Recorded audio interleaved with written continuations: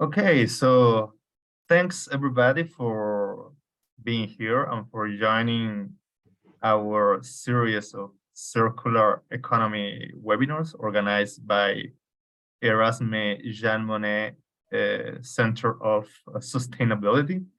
So we have the pleasure and the honor to have with us Sebastian. Sebastian Spanel is the Track and Trace Program Director at Worldline, Mobility and Transactional Service business line. So he's leading global and critical digital transformation programs. He is a mechanical engineering, manufacturing, working on manufacturing and supply chain management.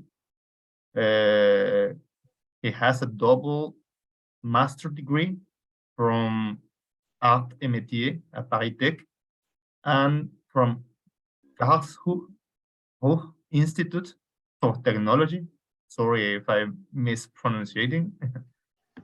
So he has evolved in his career from hardware research and development activities, crossing for many other sectors like new products, industrialization, project management, production and supply chain, and quality assessment. So he knows very well every steps in the value chain of the digitalization of those services. So thank you again, Sebastian, for accepting the invitation, and the floor is yours. Thank you, Manuel. So thank you for this invitation. First of all, it's an honor to have the opportunity to talk about traceability in a digital world together with you. So I will spend, let's say, 40 minutes presenting some slides regarding one specific topic, and then we will have time to exchange and to have some questions. What I have decided to present to you today is a question where there are multiple answers. I don't promise to give you one answer at the end, but at least to give you some axes, some hints on how we may answer to it. The question is how the digital traceability will enable the collection of data, so data collection, to support today's world sustainable challenges that we may face. And for that, I'd like to set the scene, because you will see during this presentation, you may reflect on your own life and you will have a lot of thinking, how I see it, how I think about it, how I can act, or what's my opinion. And talking about traceability, talking about data, talking about sustainability, we may have a lot of debate. And I think in 40 minutes or 1 hour, we cannot cover everything. So I want to take a specific axis, which is the one from the industry point of view.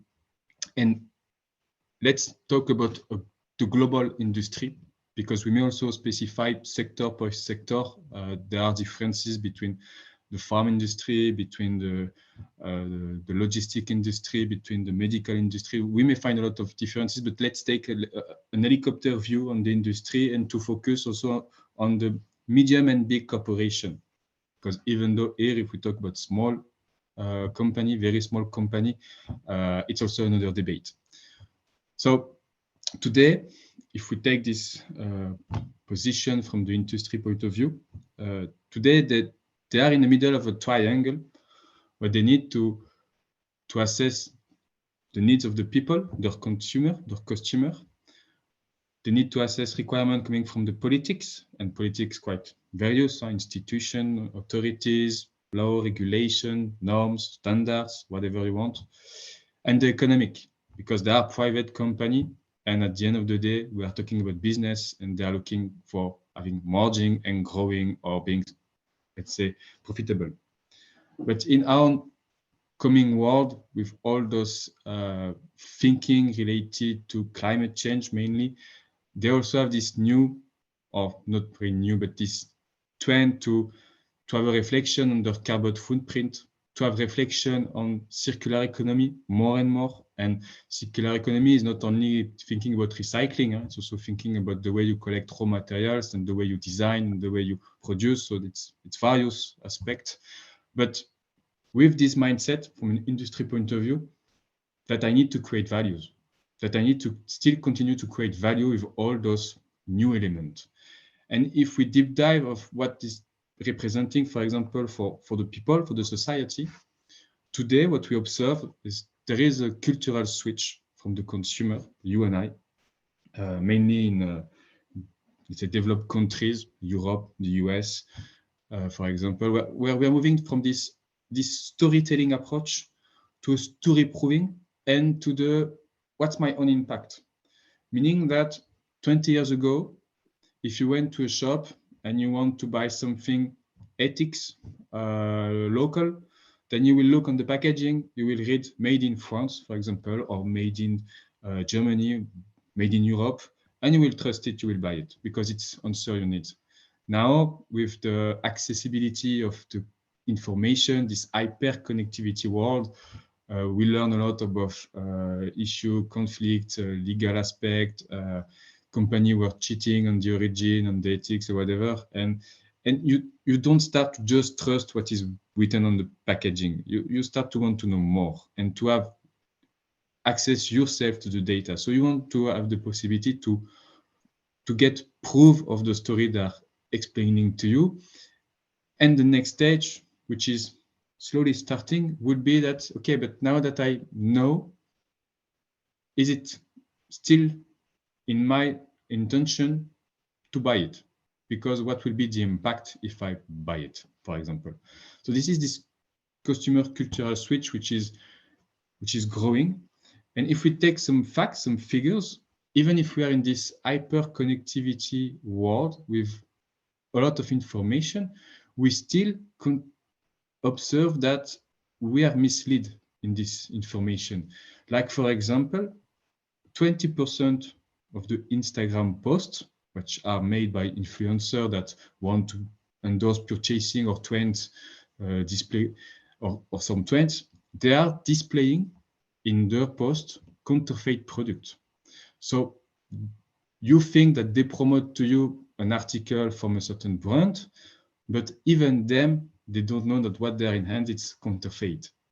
And counterfeit, it's a huge word. You can think counterfeit is a copy-paste, but you make counterfeit by not providing the correct information, the correct origin. It's remain in the counterfeit definition. If we look to the French society, 37% of the consumer already acquired or buy or purchase an item which is counterfeit without knowing it. So they think they buy something that they can trust because it's the real Nike shoes or the real, I don't know, Adidas t-shirt, whatever, but in fact, it's a counterfeit, even if they acquire it in big retail, big shops.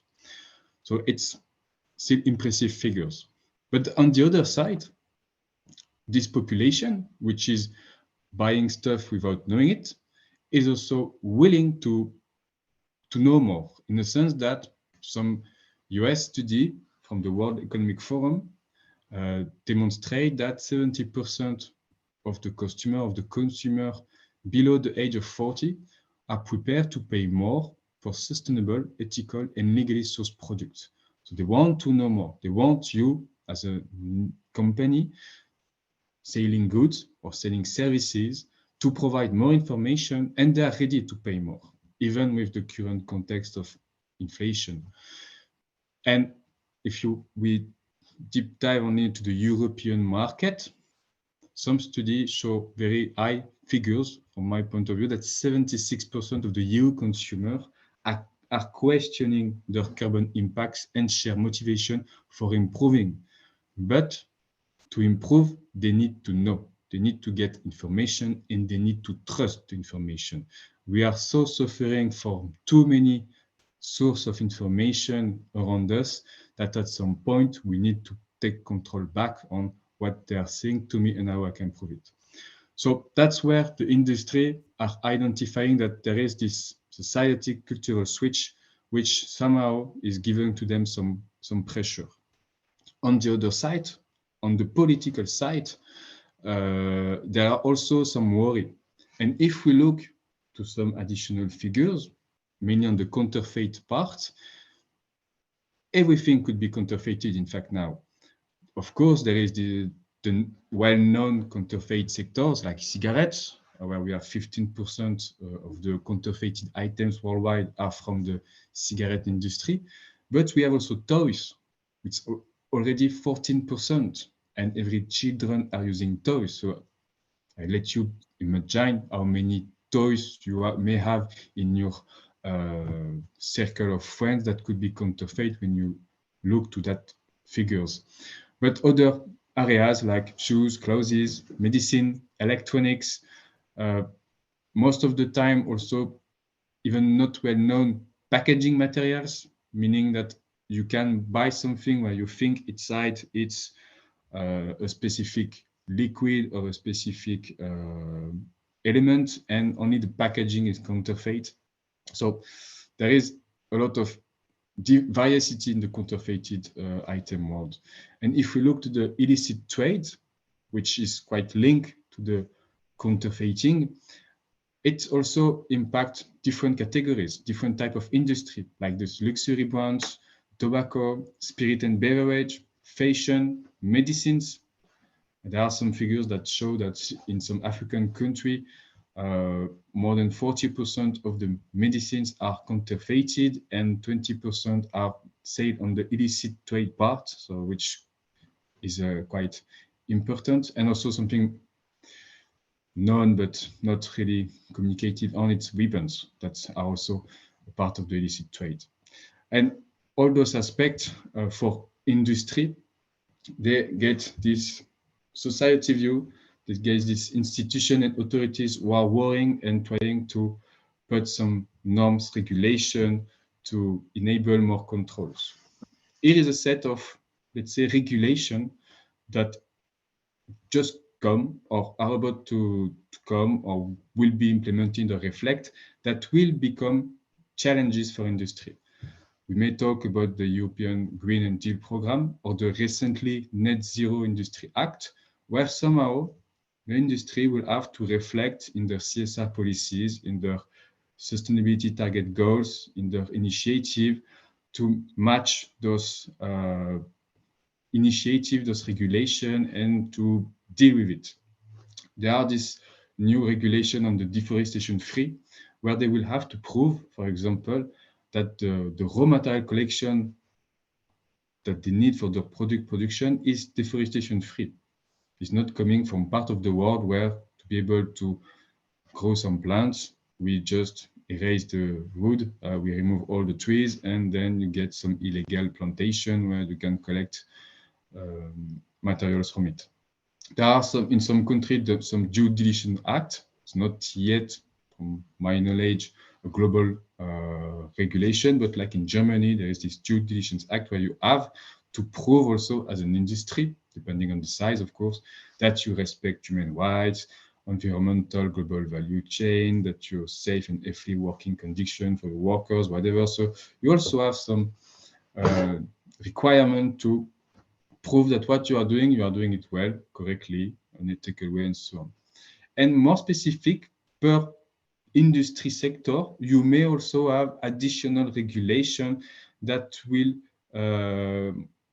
add additional level of controls to what's happening in that type of industry, like in the tobacco, for example, with the Tobacco Product Directive, which was released in 2014, different set of requirements or areas of control, but is mainly focusing on the smooth functioning of the EU internal market for tobacco-related products, with the ambition to protect more the human health and especially the young people, and also to fight against illicit trade by monitoring all those movements. So different set of regulation, more and more are coming, more and more industry-oriented or global one, but you have to deal with it and you have to answer those challenges, because if you don't do it, you will not comply, and at some point of the day, you will not be able to continue your business. And that's, from our worldwide perspective, the challenges of the industry for this new century, that they will have not only to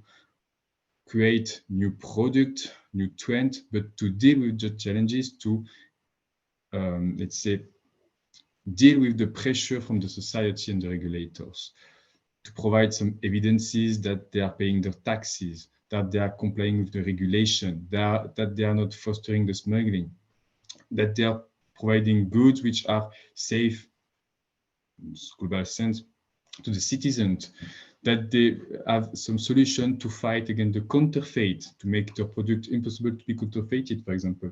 And also, nevertheless, to prove that what they are doing is this climate change perspective that they have to deal with and reduce their CO2 emission and so on. But because they are private company, again, what they are doing should be done in a cost efficiency way. They have to do more, they have to prove more, but better, but for less money if they want to stay profitable and they want to stay in the game. That's, in a nutshell, what would be the challenges of the industry if we take all those consideration of the new world we are currently building. And that now, after having setting the scene and a short view on the different challenges, and again, there are many others and we may have a lot of debate and some specificity, but let's talk about traceability and how does traceability may impact those challenges. In fact, traceability, and especially the digital traceability, could be considered as a global response. A global response in the sense that thanks to the collection of the data along the value chain of a product, you will start to build the confidence in the authenticity of the product. You start to create a digital identity of your product. Some scientists will call it the digital twins. You can also call it like that, to make your product unique. You have the physical element, sorry, and you have the digital element, one unique link.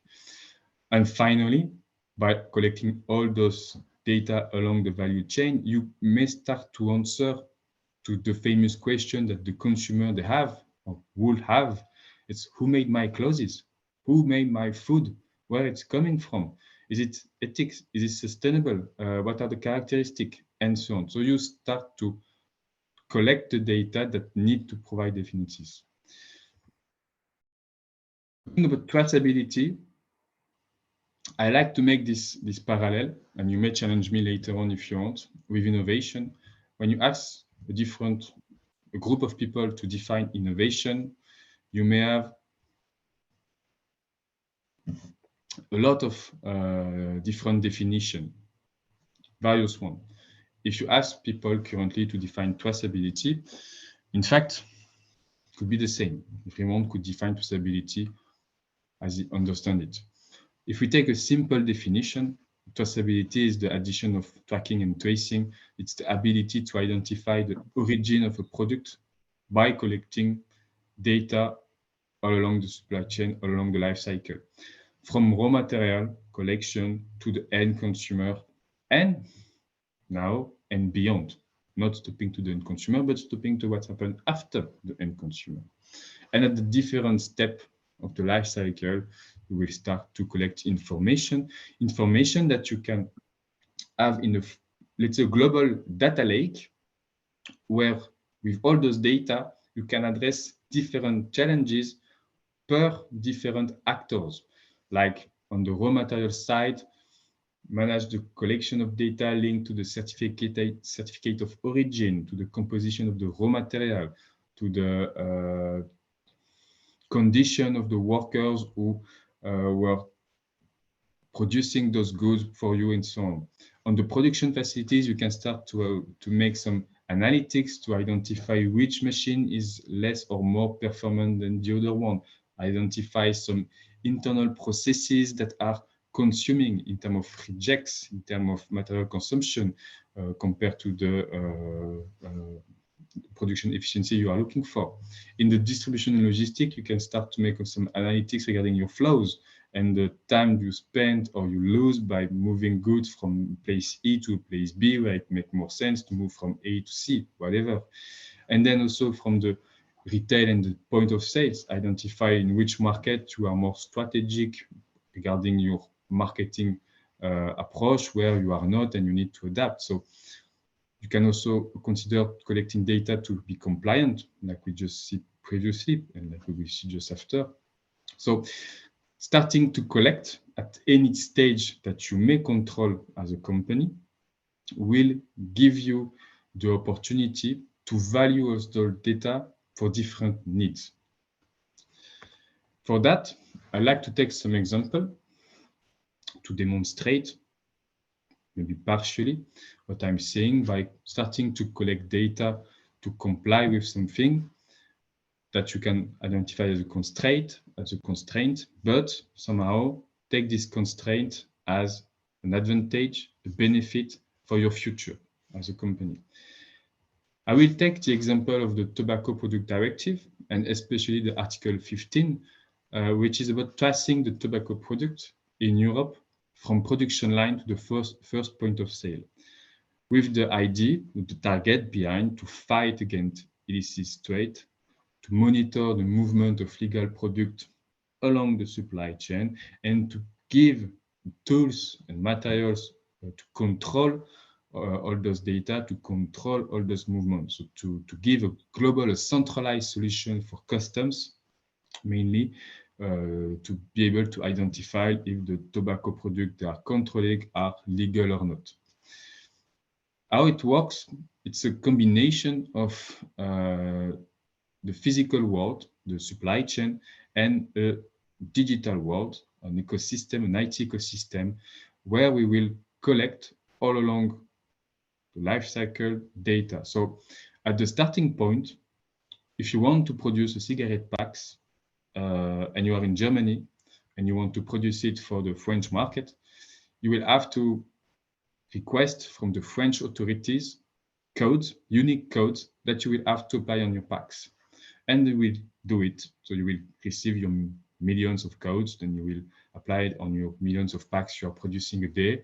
And at that point, you start to report any activities on the pack. So you will start to report that you have taken that pack, put in a bundle, and then in the master case, and the shipping case, and pallet, that you put that pallet into a truck, that the truck has moved from your production facilities to your warehouses, then you have distribute goods to different wholesalers, and then the wholesalers are also to report that they dispatch to further steps up to the first retail, where the retailer will sell the product to the end consumer. And every movement will be tracked and recorded into centralized database where only competent authorities and external auditors will be able to access, to control, and to report. So with this request, we had to specify, to define a common way of working for this whole ecosystem with manufacturers, distributors, importers, wholesalers, with a unique way of communicating information to several, or let's say one main entry point for the system. And different databases that are interconnecting each other to exchange information and to compare that what this one is saying to me is also aligned with what the other one was saying previously. So if this manufacturer says that he has sent that pallet to that distributor, that the distributor will tell me that he has well received the same pallet that was sent, and I can manage and consolidate the data information. The Tobacco Directive for traceability started in 2019, and currently for cigarettes and roll-your-own tobacco, we are tracking the global ecosystem 35 plus billion of products per year in Europe. So 35 billion of cigarette packs and roll-your-own tobacco lift per year. And the phase 2, which will start next year, we will have to track more than 50 billion of product a year in Europe, adding the cigars, the heated product, the snuff, all those fancy tobacco, other tobacco products that you may find in different European countries. So it's a good example to see that we do have to align the industry, the different partners, on a single communication or interoperable system solution to provide evidences to authorities that they are producing legal product, declaring all the movement and so on, and that the authorities have the means to access, the tools to access to that database and control what's happening. Now, if we take an example, which is not necessarily a good example, but because it's not good, it's a good one, and you will understand. Let's take what they call the smoke-free alternative product, where you replace cigarette by heated tobacco product. It's quite very famous in some country, where you have an electronic device and you feed with tobacco stick, and then you eat the tobacco, and you only get the, let's say, the best of the tobacco in your body and not all the smoke and the nicotine and carbon or whatever you may have when you burn tobacco. So with this smoke-free alternative, you will continue to use real tobacco leaf that you will convert into stick. So like cigarettes, but it's pure stick of tobacco leaf, mashed tobacco leaf, that you will distribute like cigarettes. So you go in a shop and you buy a pack of sticks, and to consume, you will have to plug them into an electromechanical device that you have also acquired upfront. Inside there's a lithium battery that you may charge time to time to be able to eat your stick when you smoke on the street. And they promote that type of product as greener and as a safer product. But if we take that product and we now apply the set of regulation that will be required, just for the packaging of the stick, there are, of course, this Tobacco Product Directive, but you may extend, and you have to extend in the future. You will have to prove that the tobacco leaf you are collecting to produce your stick are deforestation free. So you have to collect information from your raw material suppliers of tobacco leaf that they are doing that in the deforestation free requirement. Same for the packaging. You have to make sure that the cardboard you are using to make packaging of the box are also deforestation free or coming from recycling or whatever. So you will have some regulation on your raw material that you need to comply with. You will have also to demonstrate that all your production processes and distribution processes follow the principle of the Due Diligence Act, so that you are working in proper condition, that you respect sustainability requirement, and so on. And finally, because it's linked to your industry, to comply with this TPD regulation. So when you start to implement system within your company to collect data, to comply with one regulation, you can also start to use the same set of data, but to value them differently to comply with other regulations that are other targets. But at the end of the day, it remains almost the same level of the same mass, the same set of data you are collecting from all your system. And that's where we believe that you don't have to see it as a constraint to comply with and to continue business, but to see it as an opportunities to have the momentum to invest in data solution, in data management solution, to collect massively data where you will benefit in the future by complying with a lot of different solutions, where at the end of the day, you will have to share evidences and prove what you are doing using the data you are collecting. That's the picture for the stick packaging. But there is an electromechanical device as well. And this electromechanical device will also follow the same type of supply chain with raw materials coming from different suppliers, tier 3, tier 2, tier 1, whatever.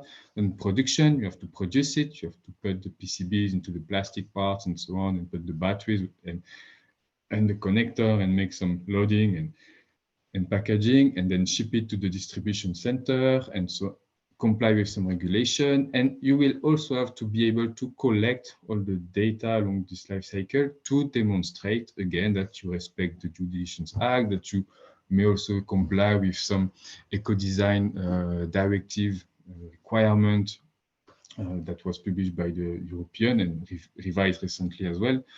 And coming also that you enter your product into a circular economy mindset, in the sense that you are able to recycle as much as possible of the component inside.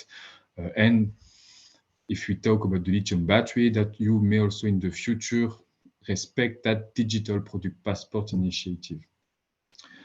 And where we may now talk about this EU digital product passport, where currently it's an initiative launched by the European Commission, a consortium of different companies under the name of CIRPAS are currently working on that initiative to frame and to build this digital product passport, at least to identify or to define how it may looks like and how we can reach global standardization cross-industry that may be operable globally and be benefic in the sense that we can continue to value the life of a product after its distribution. So the principle of the digital product passport is not necessary to be able to track what happened during the production process. It's already almost there, whatever the industry, you know what you are doing. So you collect raw material, you link it to your final device, and then you will distribute it. With the digital product passport, one of the main ideas is to continue to collect information and to link to digital twins what you will do in the life cycle of the product. If you have to repair it, if you have to crash it, if you it will come in refurbishing processes, that you can continue to collect information and track what you are doing and be able to identify some room for improvement, investment, adaptation, regulation, where you reduce as much as possible the consumption of new raw material for new product, in a nutshell. So currently, if we summarize the Digital Product Passport initiative, it's mainly to foster and enable circular economy on specific areas.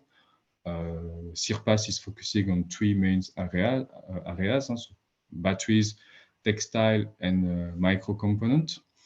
What do you want to collect in the DPP? What's information about origin, composition, but also repair and dismantling option, a movement of product, a composition of product, hazardous substances, if they are in, and so on, because it's impacting also the recycling processes. Recyclable content, how many part component of your product could be recycled. Also, the carbon footprint could be calculated through this digital passport to give some evidences to the consumer who want to know about the product he has acquired. So the digital product passport is not only for economic operators, so manufacturer and recycler, but it's also for consumers, as I mentioned, but for authorities, because through that you may also control the legal aspect, the compliant aspect of your product. And the question that we will also have to tackle, like we had to tackle with the Tobacco Product Directive, would be the how we will do it. Which standard? Do we have to define a new one? Do we have to use existing one? Which technology? Centralized database, interconnection of multiple centralized database, decentralized database, new technology. Should we use blockchain, for example? That's a lot of questions that we will have to answer, but always thinking with the industry mindset, with that economical equation that at the end of the day, if you want to make it happen, it should remain cost efficient. So you may define a lot of things, but if the industry is not able to follow because it's too expensive or too disturbing for the business, you will not have the, let's say, the adhesion to the digital product passport that will make it valuable and relevant enough to reach the target you are expecting. And that's also where regulation need to act as enablers of such traceability requirement, of such initiative, but enablers taking into account the constraint that the industry may face as well to run it, to make it operable. So that's all the challenges inside the digital product passport. It's to create something where we want to, but to onboard as much as possible the industry sector to make sure that when we will publish something, they can do. And that's also a challenge. So there are other examples of valuing data with traceability. I take, of course, not the best one, but an easy one to demonstrate a lot of links. But we may talk about the automotive sector with the second-hand market of components, that as a brand company, you want to continue to know if people who have acquired in the second-hand market the car you have made, they continue to maintain the car with certified and agreed component element, and you want also to give them the opportunity to have evidences, so to also have confidences on what they are doing. In the seafood industry, for example, we may also think about tracking the life cycle of a fish from the fishing vessel to the consumer in order to ensure that you respect the cold chain requirement, that you respect some proof of origin, some fishing quotas, which is famous in Europe, the fishing quotas that each country has to respect. That you get also view on the transformation processes, because in some countries, fish start to be high-end products. So you want to know that if you spend that money for that fish, you are sure that you get the quality you are expecting, and also optimize the distribution chain. Let's take the example of the shrimp. Worldwide, you think you buy shrimp fishing just in the sea close to your city, but most of the time the shrimp are coming from the other side of the world because there is a global shrimp market, and when you acquire shrimp volume on that market, you acquire the first volume which is available, not necessarily the closest one, which is amazing. But yeah, there is example in the seafood industry where implementing such global traceability concept may help to optimize and to tackle some sustainable challenges. High-end watches, or more globally luxury second-hand market for high-end product, where those brands want also to control what's happened, to continue to promote their brand to the consumer that want to acquire these high-end watches or luxury product, like textile, for example, or in the fashion industry, the origin of the textile you are using, but also promoting recycling aspect and being able to share evidences to the consumer that indeed in the t-shirt he acquired right now, there is a part of it which is coming from the recycling, part of it which is fresh, and you can prove it, demonstrate it's true what you are saying by those type of means. So different sector or where collecting data along the value chain may provide you the element to prove to the consumer, to prove to the authorities that what you are doing it well, and give you as an industry element to optimize your own processes, to optimize your own production processes as well, but distribution is also big, to reflect on the way you are acting and identify how you can improve yourself with this new sustainability approach. So in conclusion, and I hope I don't talk too much, but in conclusion, it's a long journey. And like Lao Tzu says, it's a journey of 1,000 miles to reach all those sustainable targets, to reach all those initiatives and so on, but it's begin with one step. And at the point of the time, as an industry, the first step will be that you will start to invest in collecting data because you will get a constraint, and constraint coming from mainly compliance requirements. But you have to think further, you have to think long term, and to turn that constraint into benefits to comply with coming regulation as well, but to value what you are doing towards your consumer, which expect to know more, to value what you're doing towards your own way of work, your own processes, to optimize your cost, simply your cost. You are running a business, you want to control your cost, to value what you're doing towards your network, your supply chain, to onboard them in your story as well, because you may also demonstrate that there is value for them. And if you do it, if they do it, both of you can grow together.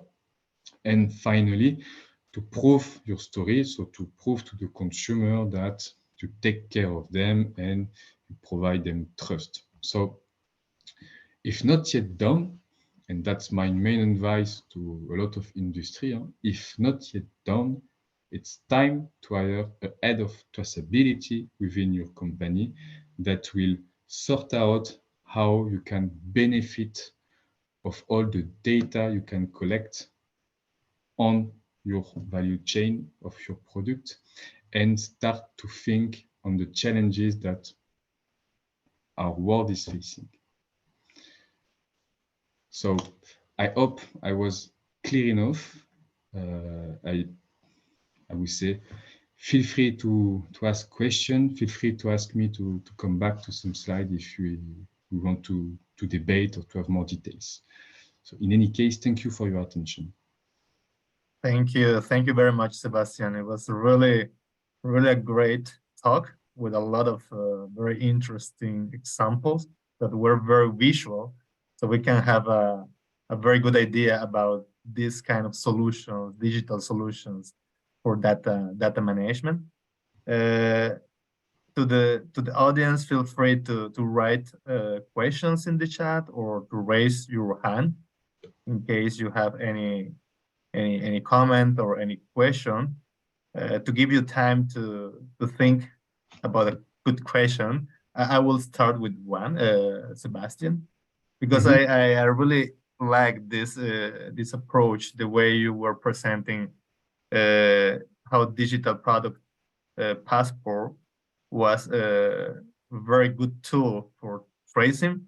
But I see also regarding circular economy, the end of life part of the tracing as a challenge, because I mean, when you are in the value chain, all the actors, it's good, but once that you are faced to a recycling process or a reuse process where the physical characteristics of the product may change, then what's your perspective? What are the possible solutions there, or the avenues maybe? Yeah, I will try to come back to one slide to illustrate. It's true that if you talk about traceability, as I was saying, most of the time we stop at the end consumer, and the initiative, for example, with the digital product passport, is to not stop at the end consumer, but to continue and to see what's happened later on, and at some point of the time to also give the standards, the solution, the tools for the recycling company to be able to declare what they are doing and to share still in the digital world the information to the producer, to the manufacturer, who will use them as a raw material supplier. So what we have to keep in mind is that it's not a chain, it's a loop, and circular economy is the loop. And at some point of the time, we need to make sure that in this digital world, this recycling part could also be linked back to the raw material or to the supplier and provide the same level of information that the producer are asking to raw material and suppliers. Because they will ask for certificate of origin, they will ask for composition of materials. They can do the same to recycler. Certificate of origin, recycling company, composition of materials, 20% fiber of wood, 30% that, 40% that, and then they know what they have and they record it, and new production batches for that product using that batches coming from that company, and you start to get the link between what was already in the chain versus what to introduce in the chain. So I really think that in our digital world, we don't need to see recycling as the end point. We need to see recycling as an entry point, which is fed by the endpoint. Yeah, I fully agree. And it drives me to my second question, because there is also the economic motivation.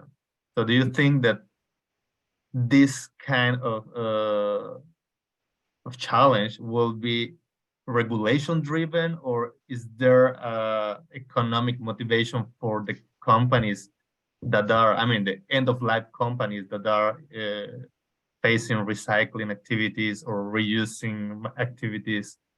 How do you see this? I'm a strong believer in the fact that regulation will enable or will force recycling as a standard.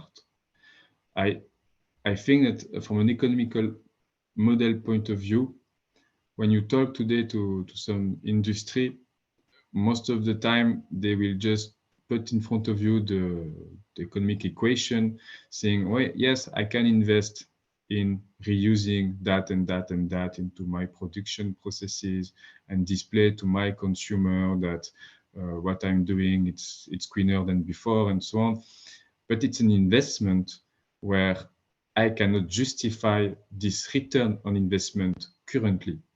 It's not justified enough to demonstrate that I will be profitable in a short term or in a mid term. Because if I think too long term with this VUCA world we are living in, this versatile and uncertain world, I'm taking too much risk. So if I'm not forced to, I may not do it. If I'm forced to, then I will think differently and I will make the step forward to implement those new processes to reuse more recycling. So I strongly believe that the regulation need to move in a sense that they have to force the industry to use in priority, for example, material coming from the recycling solution or element prior to new materials. But it will create the consequence that you also need to work on the communication toward the consumer, on the awareness that what they will have now will not look like to what they have before. Getting product from the recycling, for example, for recycled plastic, you will not necessarily get this super shiny, nice white phone case you can buy. If you buy a phone case made from recycled material, it will not have the super color you may expect it. So it's also working on the expectation from the consumer that if you want to have something sustainable, you need also to accept to change your mind, to change your requirement, to change your expectation. So the institution needs to work on regulation to force the industry, but need also to work on communication, awareness, education, and mainly education, to the society that the level of expectation is maybe too high today to answer those challenges.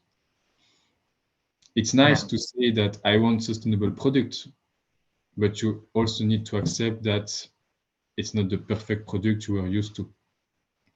Having both make the complexity that we are turning around. That's my view, at least.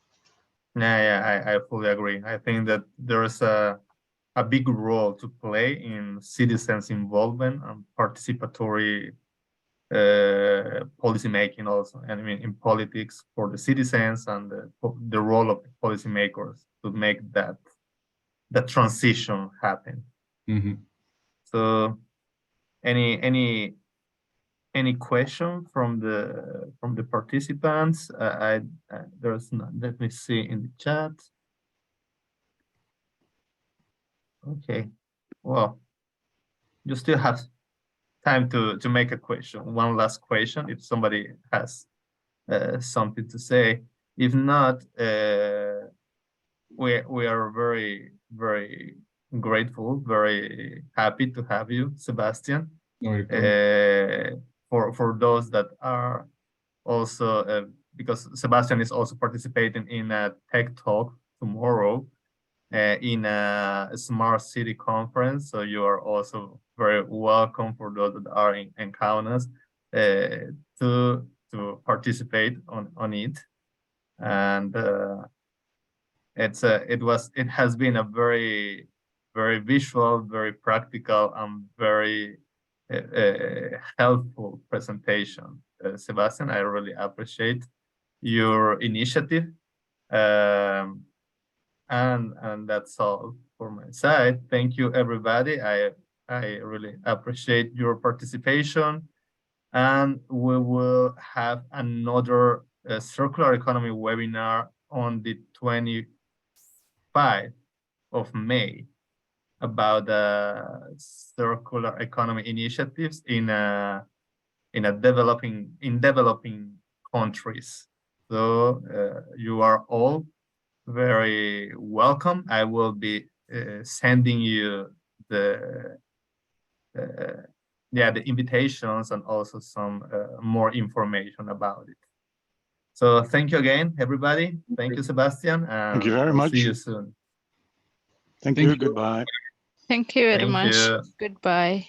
Goodbye.